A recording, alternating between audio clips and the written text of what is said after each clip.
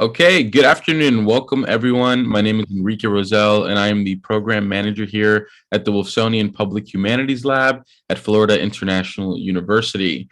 And I'm so proud to welcome season 5 of Coffee and Conversations featuring the Miami Book Fair this year. So today is actually episode 12, which is awesome.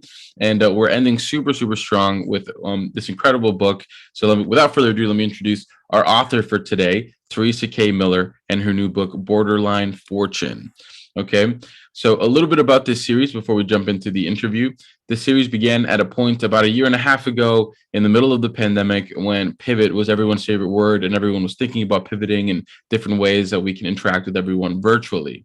Okay, so we started Coffee and Conversations as a way of strengthening community ties and supporting the great work being done at our many community partners.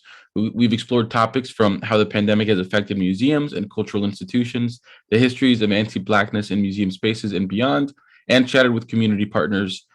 Feel free to visit our YouTube channel to watch all of our past episodes from this season and past seasons of Coffee and Conversations. Now, with this season, we're working with the Miami Book Fair by highlighting a number of books of book fair authors to provide a kind of a teaser for the book fair itself, which is already under swing. So make sure to go to miamibookfair.com or follow them on Instagram at Miami Book Fair to interact with them and see a live author talk throughout this weekend, or an online talk. They have some online talks as well. But today we're going to be talking with Teresa K. Miller about her new book, Borderline Fortune, moderated by Whitney Bauman. Okay, so without further ado, let me go ahead and introduce our speaker and our moderator today. So, Professor Whitney Bauman. Whitney Bauman is Associate Professor of Religious Studies at Florida International University. He's also the co-founder and co-director of Counterpoint Navigating Knowledge, a nonprofit based in Berlin, Germany, that holds public discussions over social and ecological issues related to the globalization and climate change. His areas of research interest fall under the theme of religion, science, and globalization. He is a recipient of a Fulbright Fellowship and a Humboldt Fellowship. His publications include Religion and Ecology, Developing a Planetary Ethic, Columbia University, Press 2014, and co-authored with Kevin O'Brien, Environmental Ethics and Uncertainty, Tackling Wicked Problems. He is currently working on a manuscript tentatively entitled Developing a Critical Planetary Romanticism for the Earth, Retaining to Our World. So super excited to have Whitney here. Thank you so much for joining us. And our author today, Teresa K. Miller. Teresa K. Miller is a Teresa K. Miller's second full-length poetry collection, Borderline Fortune, the book that we're going to be covering today, was selected as a winner of the 2020 National Poetry Series by former California Poet Laureate Carol Musk Dukes, published by Penguin on October 5th, 2021, and recently featured on NPR's Bookworm. Make sure to go listen to that. A graduate of Barnard College and the Mills College MFA program, Miller is the author of Sped and Forever No Low, as well as co-edited of Food First, selected writings from 40-year-old movements buildings. Her poems and essays have appeared in ZYZZYVA, Lit Hub, Common Dreams, and elsewhere. Originally from Seattle, she tends a mini orchard near Portland, Oregon now. And Teresa's new book, Borderline Fortune, is featured at the Miami Book Fair 2021. So welcome and thank you both so much for being here. And without further ado, I'll go ahead and turn it on over to you both to get started with the interview. Thank you, Enrique.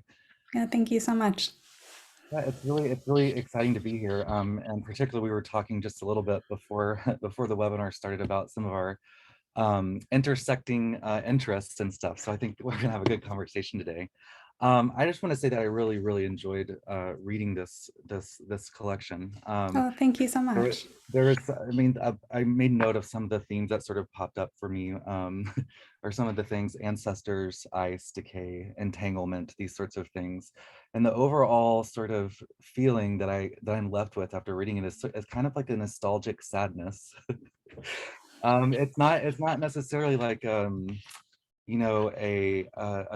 it's not, I wouldn't say it's a totally negative sadness, but it's just sort of a feeling, a sort of awe feeling for things that are gone or forby, So I don't know how you felt or what your affective intentions were when you were writing this book, but maybe you want to say something about that. Sure. Yeah. Well, again, thank you so much for having me. And like we were saying off screen, I'm not sure how much was an intentional pairing and how much was kind of a happy accident, just because we both happen to be interested in climate change. But as I was looking into your bio and seeing this intersection of ecology and theology and climate change, I thought, oh my gosh, somebody really gets this book. So I feel really lucky to be in conversation with you. And I'm not working in academia, so maybe that gives me a little bit of latitude to expose some of my ignorance just as to the expanse of your field. I wasn't aware of how much interesting stuff is going on, and now I'm definitely going to be pursuing that. But to your question around kind of the intention, it's certainly sitting in a lack of resolution, in a messiness, which I think, again, is maybe something that we share coming from different directions. This is not a political tract. It's not a theoretical tract, but it's definitely dwelling in the muck and then seeing what can come from the muck, positive and negative, but hopefully something clearer by the end. So I would say if there's any unifying intention to the book, it's more clarity. And one of the things that I've been saying before I knew about you and your work all along on this book launch was that it was concerned on the intrapersonal, the interpersonal, and the ecological levels about the illusion of separation. That's the language that I've been using. And then I saw that your dissertation was actually called the illusion of the isolated self. Is that right? And so this is, all of these sort of interesting strands coming together, but certainly examining what does inheritance mean ecologically and emotionally, much more so than materially, than the idea of, inheriting a house or inheriting a sum of money. So Right. And then that also, brings to point the inheritance that we're leaving, which is also, I think, a part of of what you're asking in this book and forcing. And I've dealt with in my classes. I teach a class on earth ethics, and we go through this barrage of horrible things right throughout the semester, from colonization to slavery and genocide and climate change and all these things. So at the end of this, I don't want to just say bye, students. So towards the end of the course, we have a whole section on ecological grief and ecological trauma, and then sort of I try to end on a hopeful note. But I'm wondering how you I'm wondering these poems helped me to get to sort of experience a little bit of that ecological grief and ecological mourning, and I'm wondering if that's part of the task of this collection. absolutely. Yeah, I actually had the good fortune of doing a written kind of two-way interview with the climatologist Dr. Sarah Myrie, who lives in Seattle. And we ended up publishing it on resilience.org and in Common Dreams, called Embodying Climate Grief. So it was very much around those concerns. And we had known each other in high school and performed a poem together at our graduation, and then went our separate ways and didn't talk, for a long time. And then accidentally were both tagged in a tweet. So something good can happen on Twitter every once in a while. And I had kind of approached her after that and said, it seems like, you're working in climate science. I minored in environmental science, but, got my MFA and very much went into the more creative artistic space. But it seems like we're both concerned with these ideas of bearing witness, of getting clear about what's happening with the climate, of thinking about what we can do, but from a place of clarity and from an ethic of care and from a sense of being part of the ecosystem instead of being in charge of the ecosystem. So we had a really good conversation around that, and particularly both being from the Pacific Northwest and both living in the Pacific Northwest now, which has endured just a ton of climate trauma in the past year. I mean, in my county, Clackamas County, in September 2020, we were in the fire evac zone. We had 3 wildfires in our county that all kind of merged into a mega fire. And then this past February, we had that word, unprecedented ice storm. So we didn't have power for 6 days. And then in June, the Pacific Northwest experienced the heat dome, which got a lot of news coverage. So just sort of talking about that and how that feels in our bodies, and how not dissociating from that feeling can actually be the step toward clarity, and then maybe coming up with some kind of action as individuals who don't necessarily have control over the big levers of power the way that, the fossil fuel industry does and billionaires do, and major corporations and governments. So.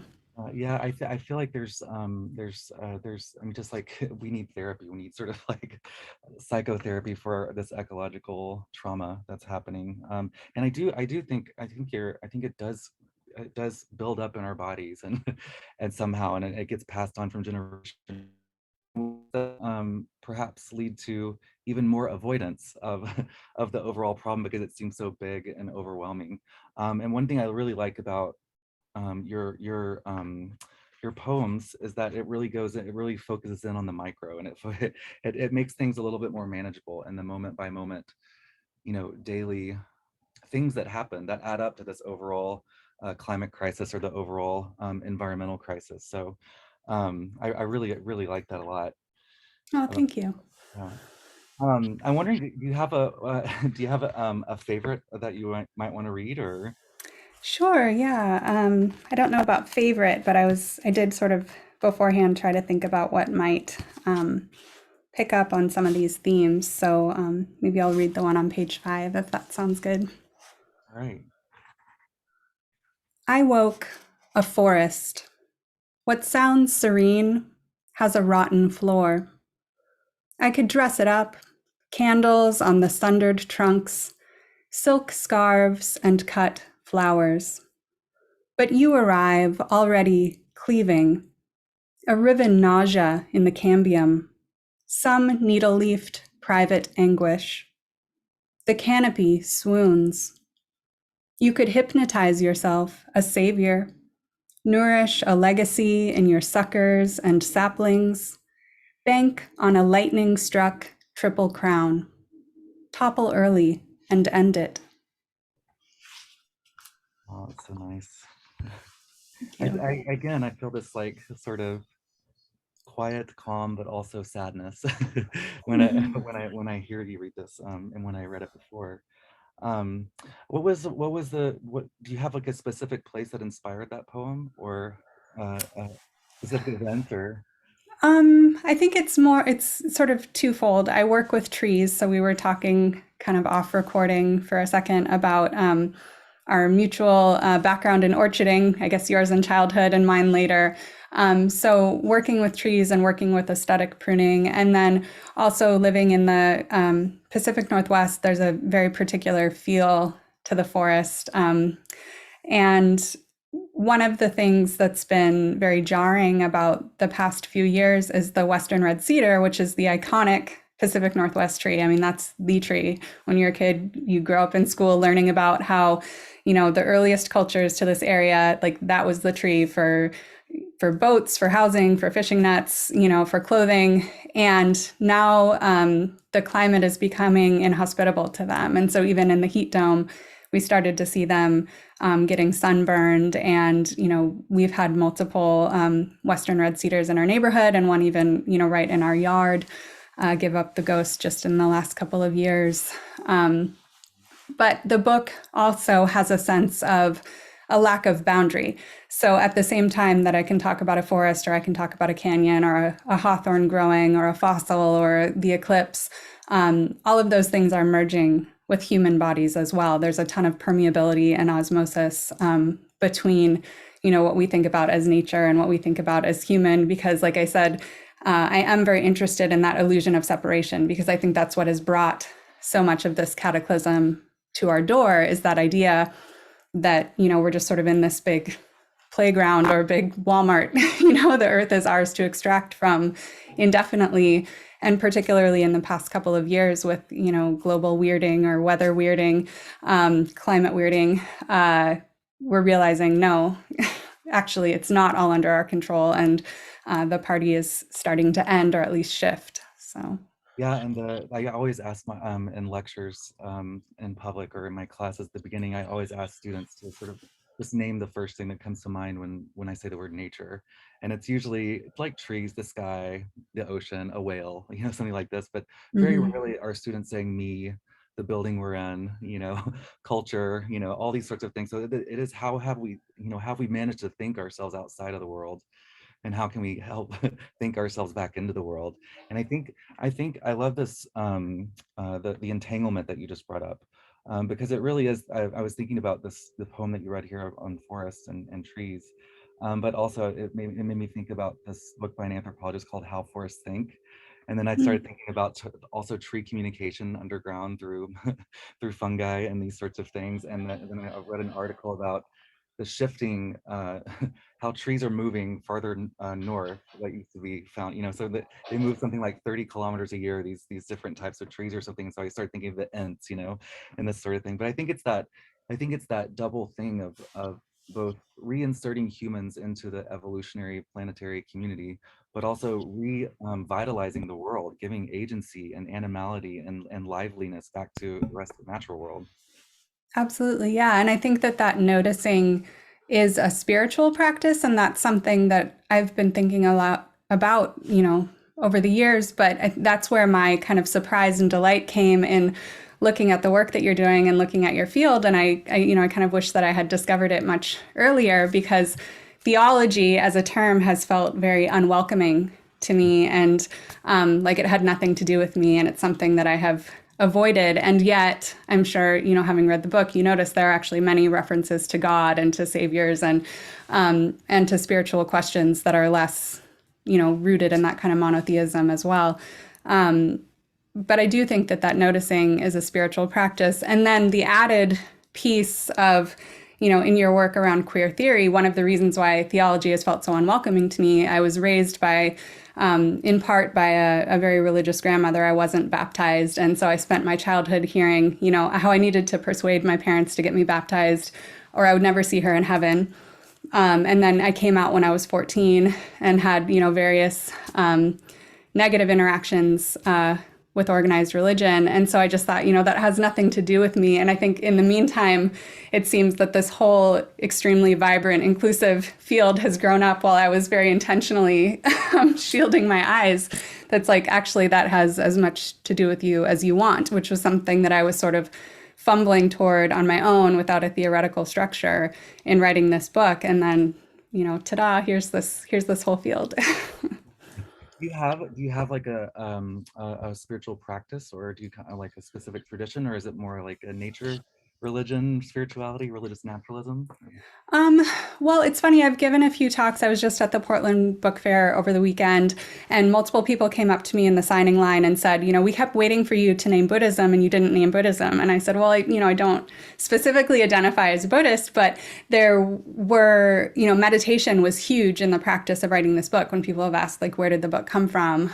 I've said, well, it involved divorcing myself from my screen, waking up in the morning, starting in language, reading, then meditating, then writing while listening to recordings of rain. and and so the noticing that comes from contemplative traditions feels very important to me, but also very definitely very bound up in nature. I mean, if there's a place where I feel most at peace and most at home and have the most expansive sense of connection, it would be, next to saltwater and Western red cedars. And I don't use the word religion on that because that isn't specifically a tradition, but there's certainly spiritual questions bound up in that. So I feel like, I feel like that meditation or just silence and slowing down is so important. And we get caught up in our fossil fueled time and and sort of don't live in the world or in the moment. We just think about what's next and where we're going and this sort of thing. So I was wondering, um, in terms of that, it seems like one of the things that some of these poems capture is the time of other things, like the time of the time of decay, the time of ants. There's a great one about ants. But sort of like how can we, if we start to experience the different times of the planet, maybe that'll help us to sort of be more aware of it. And it seems like if there's any silver lining at all to the pandemic, not that we can redeem what's been lost, but it's that for a lot of people there was time to notice nature again, time to bird watch, or time to notice that that people thought the birds were singing louder, but it was just because there was less background pollution. So there's something. Was this a pandemic book for you? actually, it was precisely pre-pandemic. So I submitted it to the National Poetry Series on March 15th, and the day before, my partner and I had decided we're not going to go out anymore. We're going to lock down. And then we were officially mandated to lock down 10 days later. So it was precisely pre-pandemic, but certainly concerned with different telescoping aspects of time and geologic time and cosmic time. And I do think that that kind of toggling between times, not necessarily privileging one over another, but just noticing that those kinds of times exist simultaneously is comforting, but not in a way that fosters apathy. I mean, I certainly don't want people to think like, oh, if we just think cosmically, then humans will disappear and no big deal. And like all the suffering in the meantime, no big deal. Like it is a big deal on human time. And I would not want to contribute to suffering that I don't need to contribute to. And I would, in fact, like to contribute to, some sort of reparation or restoration or prevention of suffering if I can. But there also is that sense of the decentering of the human and the merging of the human with the landscape and the merging of the landscape with the many forms that the planet has taken and that the solar system and the universe have taken over, millennia and beyond. The decenters, what do I get out of this? What do I get today? Well, I don't get my special thing if we need to reimagine the economy. Which is, one of the things that I talked to Dr. Myrie about in that Common Dreams conversation was just around how much of this is bound up in social and economic inequity where we are, right? Like having billionaires who can focus on, burning up tons of fossil fuel to go check out Mars. That's part of the problem. That's not going to lead us to the solution. So. Absolutely. And it's interesting that you brought them up, Bezos and Musk, the two, there's others too, but these two rocketeers, right? I have a colleague that's writing about how there are various versions of the end times. And for them, they both think that the Earth is done. And so Bezos wants to build space stations and turn the Earth into like a natural park that we can go visit once it regenerates. And Musk wants to go to Mars, right? And just leave the Earth behind. And it's easy, I think, to look at that and be like, that's just silly and all this stuff. But the point is as you're saying, right, that takes the focus away from the injustices that are going on in this planet and the unequal injustices that are going on, and also directs energies and attentions out of this world, for which is such a privileged perspective to have, but a lot, it's going to create the desire for more and more people to look out of this world, it seems. Mm-hmm. Yeah, it's really bizarre given how much hope I think there still is in working with what's happening with the climate. I mean, we're not going to return to 1700 or something. That's not one of the choices, but there are adaptation strategies and ways to minimize the harm that we're doing, especially to people who had very little to do with getting us to this point, that we could engage in. There's still so much here. And so the idea that it would be better to start from scratch on a completely different planet, just ignoring everyone who's still here, and not just all the people who are still here, all the other species, it's kind of mind-boggling. I mean, there's this virtual reality, technological obsession quality to it, where it's like, oh, we're just gonna like reset SimCity and start over again, like, which again brings up spiritual questions for me around, how much detachment do you have to have from what's actually physically, palpably happening around you to want to completely abandon the only planet that's ever been home to your species. I mean, it's fascinating and terrifying at the same time. Exactly. Yeah, I think a long time ago when Al Gore wrote his book, I can't remember what it's called now. It's a long time ago, a book that he wrote about nature. I think his main takeaway from that was that the environmental crisis is not a crisis of technology; it's a spiritual crisis, right? It's a crisis of our humanity, basically. I think that that sort of aligns with what you're saying as well. I'm assuming, because you have this other edited volume on Food First, and I'm wondering how your activism around that enters your poetry, because I'm assuming that book was probably much different than a book of collected poems, and how do these fit together? Yeah, it's a good question. I mean, I try not to have my poems be explicitly political or didactic. I try to have that just be a messier, more unresolved space where I really feel like I'm kind of going spelunking in my own subconscious and in sort of the collective unconscious. But at the same time, I mean, everything we do is interrelated in some way. So I have done quite a bit of nonfiction writing on, food justice, food sovereignty, climate change, more political questions. And then that was a volume that I helped co-edit. And then as a practical matter, I tend to my orchard, left the Bay Area and came up to unincorporated Oregon to work on that project as well. So they're all talking to each other. And I think of what I listed, the hands-on piece of doing regenerative agroecology as an actual practical project probably informs this book the most. But it was through studying horticulture at Merritt College in the Bay Area that I got connected with Food First and, spent that year working with them as an editorial consultant. So they're all informing each other. And I think the kind of unifying project of that is all hanging on to some kind of hope coupled with action. So not just blind optimism, like it'll be fine, because maybe not, but hanging on to some sense of like, I'm not in control, but I do have some agency, and, using that in a positive way, in a constructive way, feels really important just to, keep putting one foot in front of the other. So yeah, I noticed you have a Rebecca Solnit quote on the beginning of the last part of the book, and I feel like she's sort of like the champion of finding hope in dark places, and and this sort of thing, and it's the small hopes that'll get us through.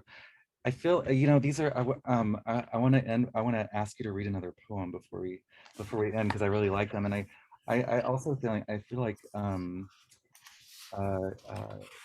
between the activism and this we need some sort of like spiritual practice, right, to fuel the activism, to fuel the action that needs to be done, because it's so exhausting, right?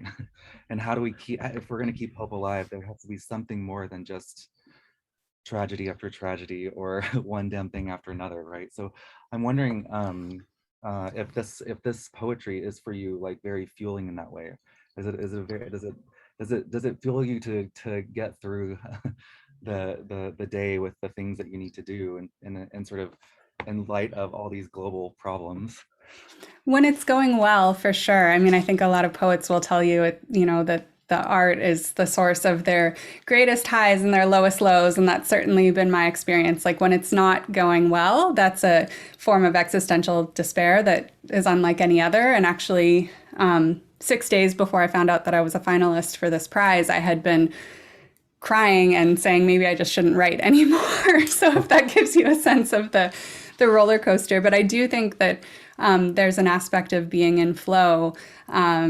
And for me, that comes through the writing, and for others, it comes through other ways, but kind of refilling that well is really important. And also just not flinching away from the discomfort, right? I mean, that discomfort and that pain are because we care. And if we can tap into that caring, then we can do our little part to merge together with all the other parts and hopefully make some change. So, yeah. Please, read us another one of your wonderful poems. Oh, thank you. One day, history runs out. The schematic alone, more than everything you ever toted. The thought of your acacia grazing unfamiliar atmosphere. What dark energy you bring to expand the universe is not yours to inventory. No more testimony. Thank you so much. Well, this has been really amazing. It's really great to meet you, and I'm glad that we were able to get a chance to come to know each other's work, because there's so much crossover and stuff, as you said. So I look forward to reading more of your work. Oh, thank you. Likewise. Yeah, I mean, I feel like we barely scratched the surface. So I hope that there will be other coffees and conversations unrecorded in the future, because I definitely have the desire to pick your brain. So absolutely. Oh, please. This, I, this makes me so happy. It makes me so happy that both of your works and specialties like really overlap so much. But thank you both to Whitney and to Teresa for joining us today. It's been an absolute treat, and what a way, and what a timely conversation and an impactful conversation to end this season of Coffee and Conversations. So I really, really appreciate that so much from both of you. Make sure to go out and buy Borderline Fortune right now if you haven't already done so. Go and get that. If you're watching this on YouTube, a link to the book publisher will be down below for you to purchase as well. And another thing before we wrap up, I'd like to say, thank you all for joining us again. And make sure to visit the Miami Book Fair, the 38th Miami Book Fair, happening right now. It's happening currently as we're recording this. From November 14th through the 21st. So if you're listening to this, you still have a little bit of a week, a little bit of next week to participate. Happening mainly at the Miami-Dade campus, Wolfson campus in downtown Miami. If you want some more info, visit miamibookfair.com. And you can access all of their virtual conversations as well that I know Teresa has recorded in the past at miamibookfaironline.com. So Teresa is just one of the many authors from around the world participating in the Miami Book Fair 2021, like we mentioned. It's the nation's largest gathering of writers and readers of all ages, and they're really looking forward to sharing their work, thoughts, and new ideas with everyone in person and online. So once again, please visit Miami Book Fair for more information and follow the Miami Book Fair at Miami Book Fair on social media. Thank you all so much for joining. Thank you so much again, Teresa and Whitney, for everything. And go out right now and buy Borderline Fortune. Thank you so much for your kind words, this incredible interview, and your beautiful, beautiful poem readings. It was an absolute treat. Thank you. Oh, thank you. It's really been an honor. I so appreciate the opportunity. Have a good rest of your day, everyone. Thanks. Bye.